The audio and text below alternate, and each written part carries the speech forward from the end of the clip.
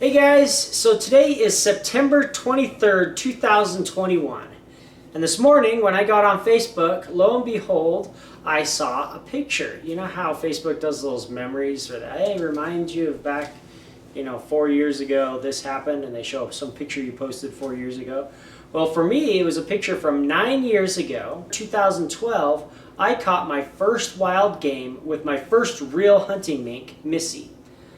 Oh man, that brings back so many memories. Missy, such a cool mink. So that started bringing back a flood of memories of how things used to be and how things started and the trip I've been on. So I thought it is more than time for me to sit down and tell you the story again.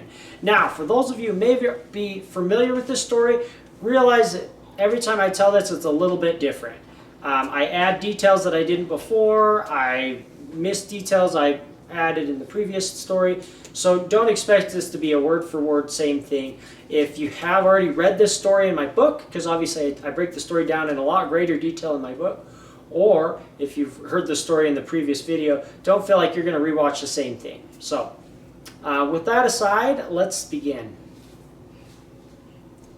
Oh, these are the cute little girl. Do you want to come tell the story with Daddy? Do you want to come tell the story with Daddy, the tiniest girl in the mundo? Come here. Come here.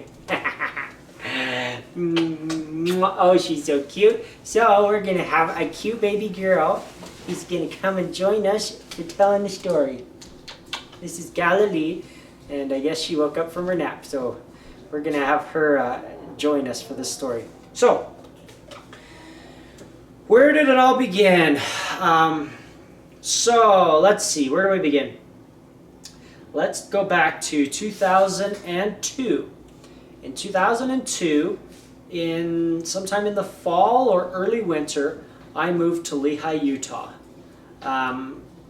When I moved to Lehi, Utah, I didn't really have much knowledge about mink at all, really. The only thing I knew was they were a member of the weasel family, and that's about it.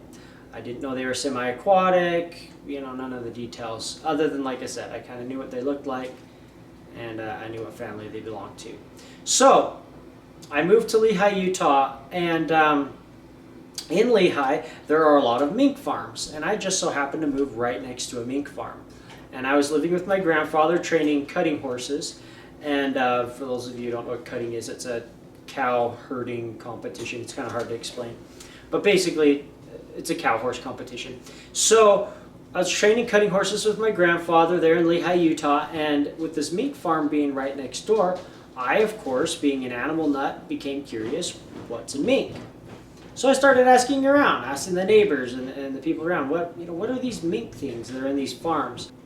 So pretty much everybody told me the same thing. Mink were the most vicious, wild, crazy creatures alive. No one can tame them, no one can train them. And and I'd ask, well, what if you tried this? What if you started one from a baby? What if you, yada, yada, yada. And everyone's like, no, it doesn't matter what you try. You can't tame them and you can't train them. Well, I had been involved with training animals my whole life, pretty much. As a little kid, I was enthusiastic about catching various wild creatures and taming them and training them to do things occasionally. But usually just the taming process was exciting to me. I had a pet squirrel as a kid. I had pet crows, I had pet ground squirrels, tree squirrels, raccoons. Pretty much anything you can imagine at some point, if I could catch it, I caught it and had it as a pet. So I was absolutely in love with wild animals for whatever reason. So I remember one time as a kid, I was trying to catch a wild mouse to keep as a pet. And this lady asked me, Joseph, why do you want a pet wild mouse? Why don't you just go get one from the pet store? And I looked at her and said, I don't know. For some reason, the pet store mice just don't interest me. I want a wild mouse. And that's just kind of how I've always been. So, while living, I moved out of my parents' home when I was 15 and lived with my grandfather, who, like I mentioned, was a horse trainer. And basically, while living with him, he let me kind of have, for the most part, whatever animals I wanted.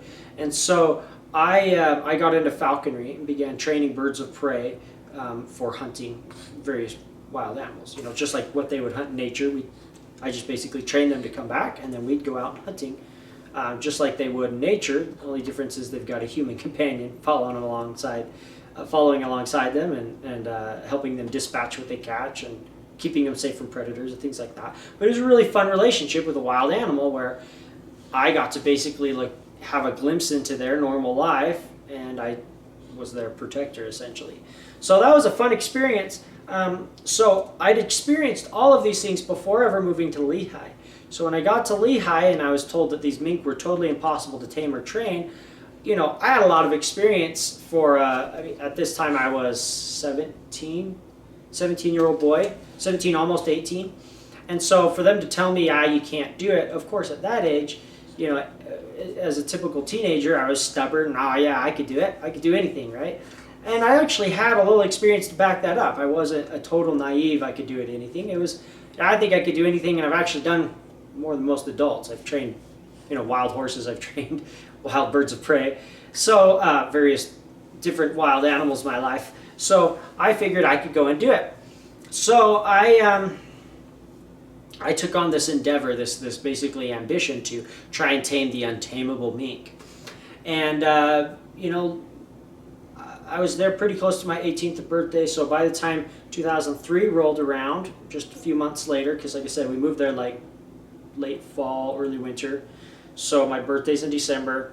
My birthday came, the next year came, so we're into 2003, and I'm now 18, and finally I find my first mink that had escaped from a mink farm, and he was running around the place, and I saw this mink, and I thought, great, here's my opportunity to see if I can do the, you know, quote, impossible. So I caught a mink, and I took it home, and I tamed it, and it was really wasn't that eventful, to be honest. It was pretty uneventful. And I was like, well, that wasn't that hard. You guys are like, these things are impossible to tame. Look, I'm holding this thing barehanded, and everyone's like, yeah, you're crazy. I don't know how you did it. Well, one guy, he wasn't that impressed. He was like, yeah, of course you tamed it. That's a blue mink, or, you know, gray-colored mink. Those guys are the easiest to handle of all the mink. What, you got a story too? What story are you going to tell? Huh? Are you going to tell them a story también? You're so cute. So, he said that the gray mink, or what they call blue mink, were the easiest to handle, the least aggressive of all the mink. So I said, okay, well, if they're the easiest to handle, which are the most aggressive?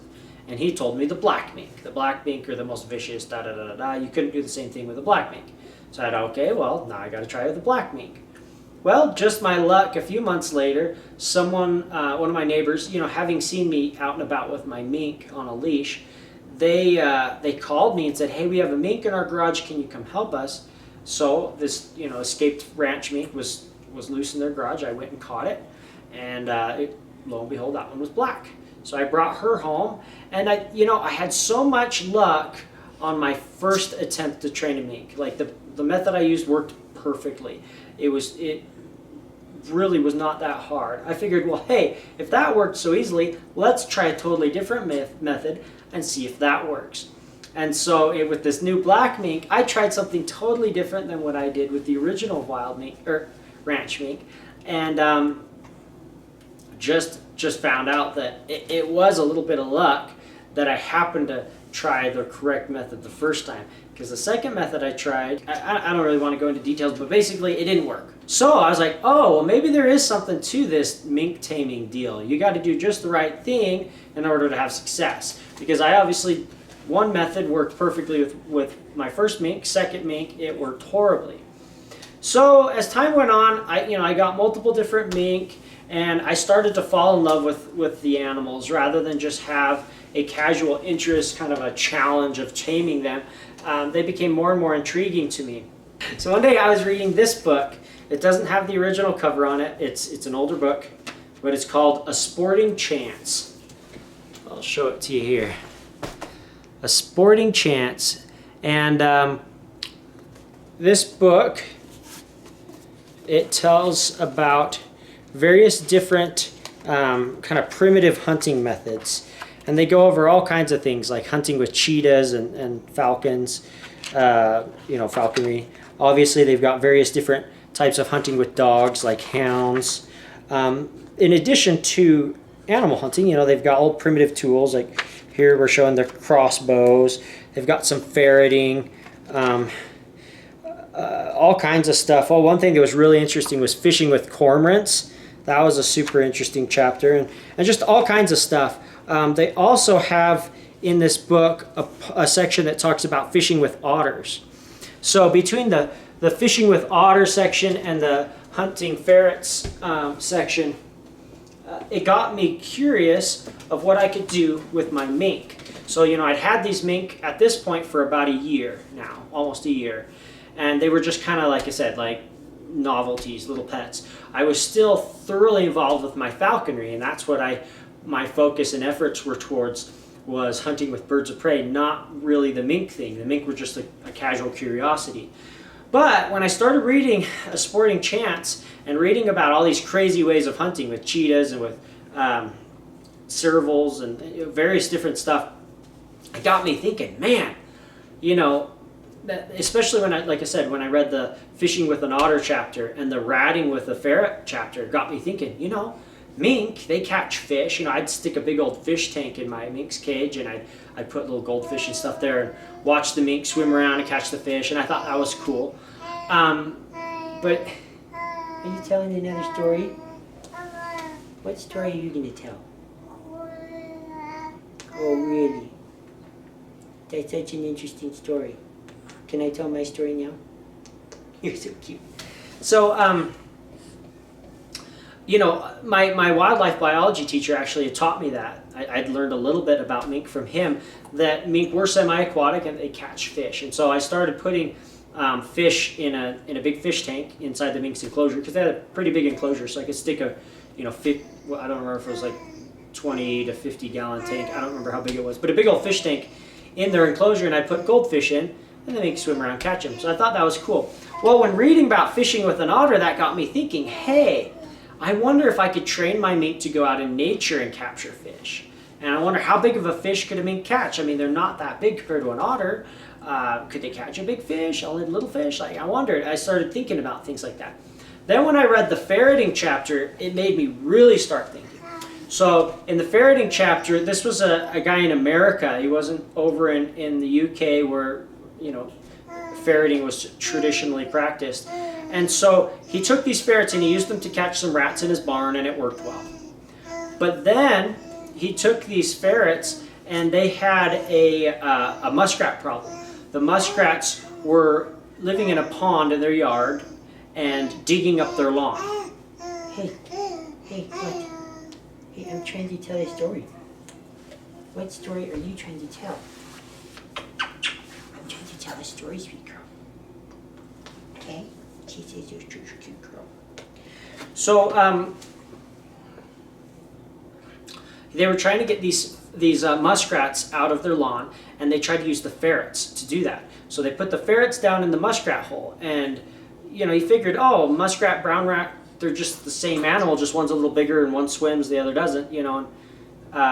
So he put the ferrets down in the muskrat hole, and he sat outside with a shotgun ready to shoot the muskrats as they come out of their hole.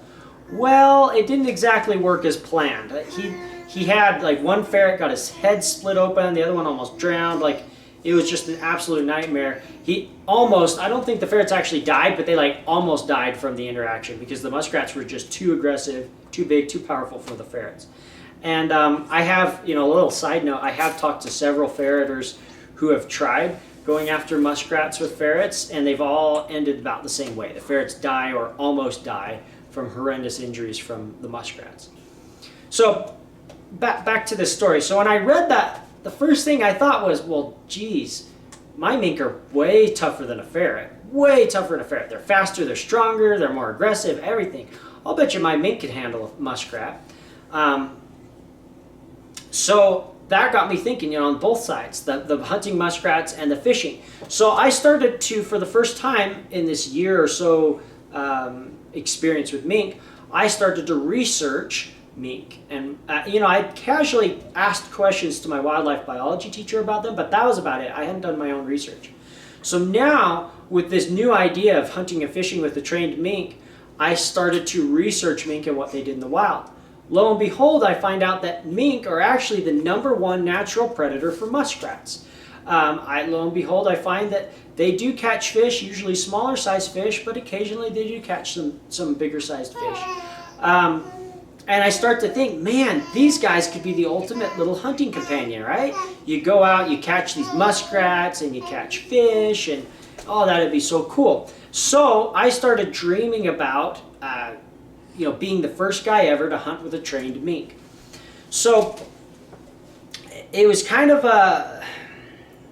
like a pioneer type spirit, the idea of, I want to, do something that no one's ever done, kind of like with taming the mink initially. I'd already done that now. Well, what's the next step? Let's have a mink do more than just be tame. Let's go out and hunt and fish with them. Plus, I'd actually learned since that point that there actually were small groups of people who had tamed mink before me, long before me. So what everyone told me before that it was impossible, I found out later that people had tamed and trained mink, that I wasn't the first. I wasn't even anywhere near the first. But as far as my research could find, there wasn't anyone who actually did anything useful with it. They stopped at keeping them as a unique pet. They never went further than that. So my ambition then became, well, I've done something that's already been done before quite a few times by quite a few people, taming these mink. Why not do something that hasn't been done with them and actually tame them, actually train them for a purpose, for hunting and fishing, just like falconry, hence the word Minkenry. That's where the word Minkinry came in. Now, I know if you think about it, it was kind of a dumb word, Minkinry. It should be Minkery, right? Where's the N come from? Minkin. In falconry, the N comes from the word falcon. Minkinry, they're not called Minkin, they're called mink. So it should be Minkery or something like that. But anyway, at the time I didn't put much thought into it, and I just created the word Minkinry. I'm going to start hunting and fishing with a trained mink. Well, at this point in my life, like I said, I'd now turned 19 years old, and in my faith, we have the opportunity, if we so choose, to go serve a full-time mission. And what a mission is we go out and we basically help people for 2 years of our lives. And we focus on, doing service and teaching people about the gospel and helping them to improve their lives and be happier and such and so forth. So we spend 2 years of our life just focused on that. We don't do other things like have jobs. We actually have to save our money up so that we can live for 2 years without an income. So you have to save up a bunch of money. And you don't do normal things, like I said, like dating or sports or have a full-time job or any kind of jobs. You don't work for money. And this would include things like falconry and minkenry, right? I don't have time to go out and train a bird of prey to hunt or a mink to hunt because I'm focused on other people during this 2 years of my life. So it was kind of a frustrating thing because I had this new idea. I was super excited about training mink, but I had this other ambition, a spiritual ambition, to go out and help people for 2 years. So I decided to go with the mission. I went and served a mission for 2 years. Part of it was in Iowa and part of it was in Nebraska. And the Nebraska portion of my mission was in the Omaha Native American reservation. And on that Indian reservation is where I started to pick up little bits and pieces of the Omaha language. If you guys notice from some of my older videos, a lot of my mink have Omaha names. Not all of them, but it's kind of hit and miss. Every now and then I'll give them an Omaha name, or a dog might have an Omaha name. Like Onsa is Omaha, it means fast runner. So I would name a lot of my animals those names, and that's where I learned some of the language is from my mission when I was serving there. The Omaha people all speak English. It wasn't like a requirement to learn the language. It was just something I was interested in, and so I learned a little bit of it. I can't speak it, but I learned some words and such. So I went on my mission in 2004, and this was, like I said, the same year that I'd come up with this idea to try hunting and fishing with a mink. And so from 2004 to 2006, I was serving my mission. When I got home from my mission, I had a lot of things to kind of make up for, right? 2 years of living off of your savings and such. I had a lot of work to do when I got home. So I kind of got my feet back on the ground, got a job, started saving up money, going to school, things like that. So I was a little postponed a little further from trying my mink thing.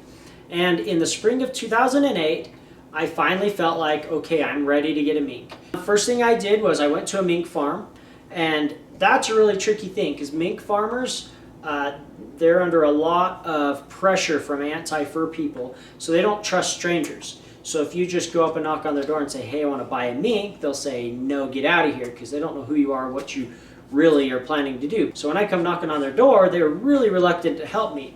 But I was pretty persistent, and I went around until I finally found someone that would talk to me. And I became friends with a mink farmer, and he helped me to get my first baby mink. Up until this point, I'd only ever worked with adult mink that had escaped from the farm and I'd tamed as adults. So for the first time ever, I was going to get a baby mink and have the opportunity to actually raise it from the get-go. So I went and I picked out a little baby mink, and her name was Ishtapede, which is a Omaha word for, or phrase, I guess. It's an Omaha phrase for fire eyes. So pede means fire, and ishta means eyes. So they say things in the opposite order of English, right? So if you say blue eyes, they would say eyes blue, if that makes sense. So like big elk, umpa tonga. Umpa means elk, tonga means big, umpa tonga. So they say it in the opposite order of English. So anyway, Ishtapede was my first ever baby mink, and I bottle raised her, had a wonderful experience raising her up, put a lot of time and effort into raising her. I was just absolutely in love with this little mink. It was a whole new world raising a mink from a bottle compared to taming one as an adult. I was really shocked and amazed at the bond that we created. Her bonding with me as well as me bonding with her. You know, I was so accustomed to taming adult mink where the bond was 100% one way. The mink really didn't care about you or even like you that much. He just put up with you because you fed him. Whereas Ishtapede, she clearly loved me and liked my company outside of just being fed. So that was a really fun experience. And unfortunately, I got really attached to this little mink. And unfortunately, the experience was cut short when she contracted a disease, or it was actually a toxin in the waterways. It's called botulism. And botulism is a very toxic substance secreted by a certain kind of bacteria in a specific kind of environment. But basically, make a long story short, it killed the mink. And I unfortunately didn't know about the vaccinations that were available at the mink farms that could have prevented this. I wasn't aware that they even had vaccines for mink. And so I was absolutely devastated. I lost this mink. I'd poured months and months and months of time into her and a lot of emotional effort and physical effort into raising her, and she died before I could even catch a wild fish or a wild anything with her. So I was absolutely devastated by this loss, and it affected me so bad that I wasn't able to recuperate from it for a number of years. I decided that instead of focusing on mink like I had done, that I was going to focus on other things. So building my future was basically my goal at that point. So I focused on school, which then led to some business opportunities I began to focus on in the financial services industry. So I worked on licensing for that and things like that. And basically I got educated and trained up to the point where I'd become a financial advisor. And that was my ambition in life, was to build a financial services kind of firm.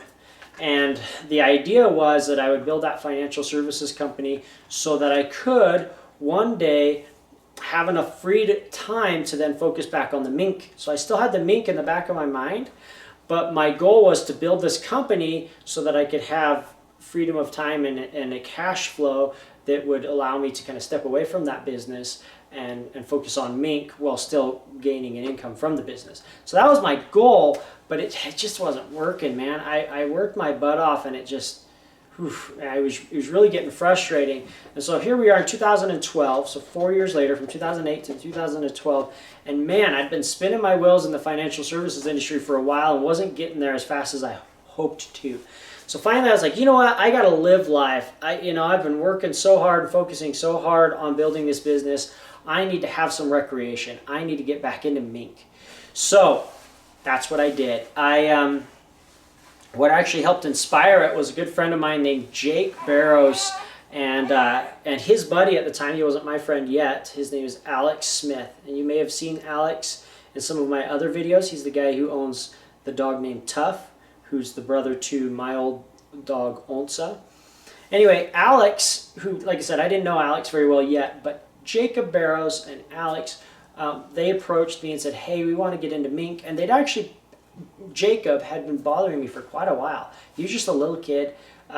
He was like 12 or 13 when I met him. And over the years, he kept asking me, hey, can you help me get a mink? Can you help me get a mink? I'm like, dude, mink are really mean. Mink are really wild. You can't handle a mink, man. Like, you're just a little guy. Like, just forget it. But he kept asking me. Every time he asked me, he was a little bit older. So finally, here, time rolled around. It was 2012. And by this point, he would have been like mid-teens. I don't know, 16 maybe. And so Jacob asked me again. Here he is 16, so he's a more reasonable age to be getting into mink. And he said, hey, I really want to get a mink. Can you help me get a mink? For the 100th time. And I'm like, well, Jake, you know what? I've been playing with the idea. I want to get back into mink. It's been a long time. I've been working really hard to build this business. I need to have some kind of reparation in my life. You know what? Let's do it together. Let's go out. Let's get some mink. I'll help you raise yours, and I'll raise my own, and we'll do it together. And Jacob was super excited. He's like, yeah. So, and then he introduced me to his friend Alex. He said, hey, my buddy Alex, he wants to get involved too. Could you get him a mink too? And I said, yeah, why not?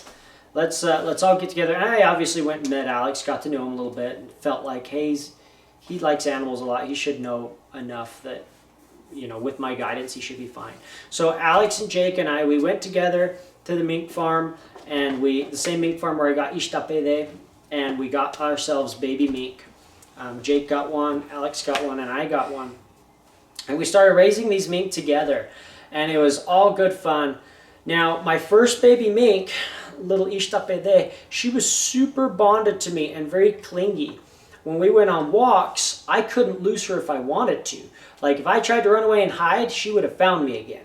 Like, that's how clingy she was and how careful she was to not lose track of me.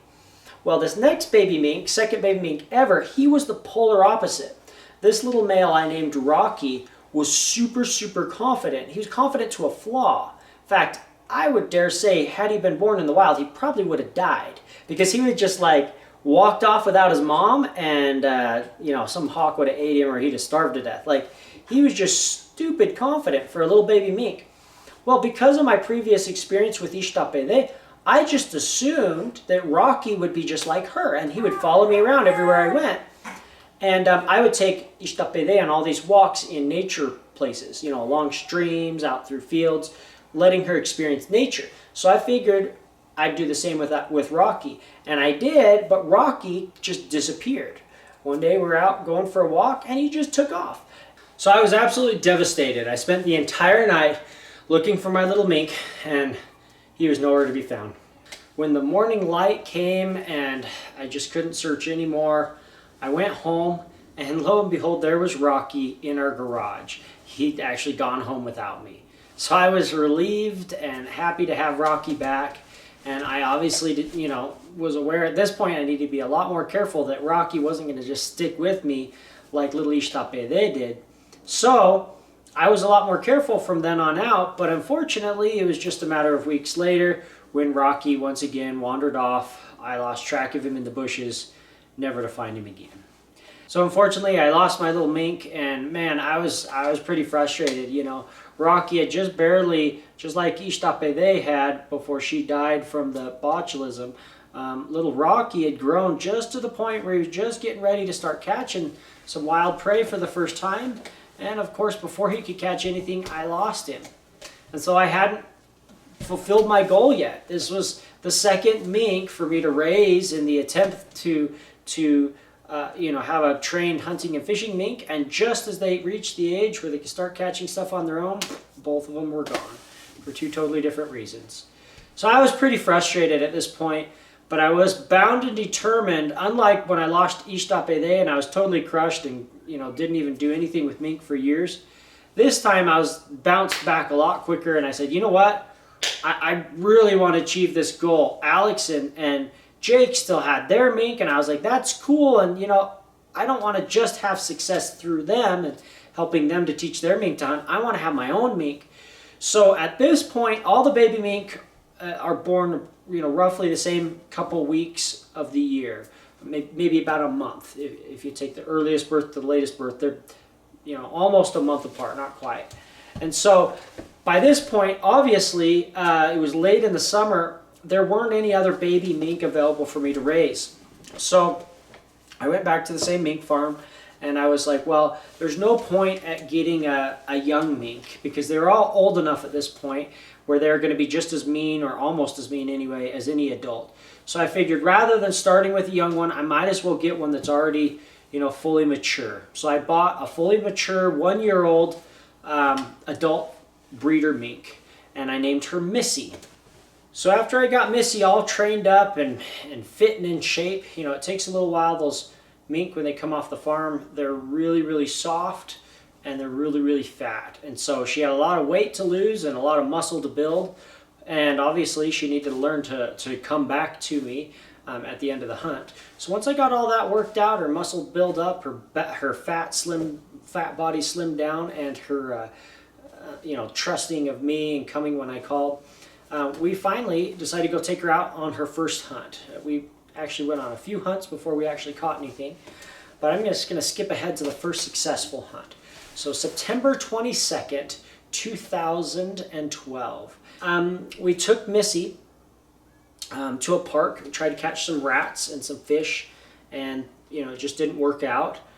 We went up in the mountains, tried to catch some squirrels, found out the hard way that the Uinta ground squirrels all hibernate pretty quickly.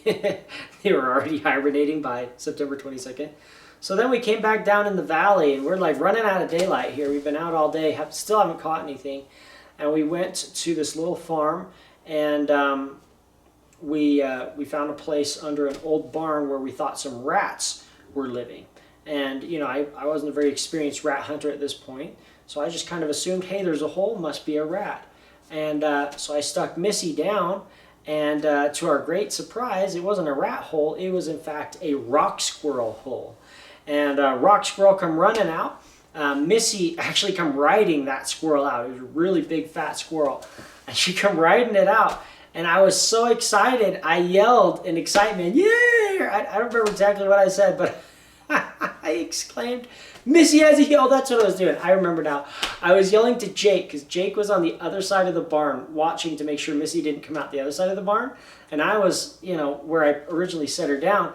And Missy come out riding on this big old fat squirrel, big old giant rock squirrel. And I yelled at Jake, Jake, she got a squirrel! And of course, Missy, she's new to this hunting thing, and people hollering at her isn't exactly something she's used to. And she got startled from my yelling, and she let go of the squirrel, and the squirrel ran off. And she went and hid under the barn. I'm like, oh, I'm such an idiot. She finally caught something. I mean, all these years and all this work building up to this moment, and I ruined it. And the squirrel ran off. I think he climbed up a tree, actually. And Missy went back down under the barn. Well, just our luck, there was a second squirrel in there. And she was able to catch that squirrel, wrap it up, and kill it. And it took quite a bit of work for us to get the squirrel back, because I hadn't, thought about caching at the time, so I'd never trained a mink to cache. Missy actually ended up being the first mink that I worked on training to cache after this moment, because here she was with a dead squirrel under the barn, and I had no way of getting it out. We did manage to finally get the squirrel out, and using some poles and sticks and maneuvering, we got the squirrel out. And it was an exciting day. And so that was the first day that I ever had a mink that I trained that successfully caught its first wild game. And today was the anniversary of that day, the 22nd of September 2012. And here we are 9 years later, and man, like, time has flown by. It's crazy how much has been packed into that little short 9 years. Like, 9 years isn't really that long, but man, it seems like a lifetime of events between now and that eventful day on September 22nd, 2012. And yeah, anyway, I thought I'd share that with you. Thanks for watching, guys. I know this was a long story. I hope you guys found it interesting. You know, I'm so blessed to be able to live the life that I live now, be able to share with you guys my different stories and experiences here on YouTube and of course on Vimeo. It's been an exciting adventure. I loved every minute of it, and I hope this adventure to continue for many years to come. Thanks for watching, guys. We'll show you more next time.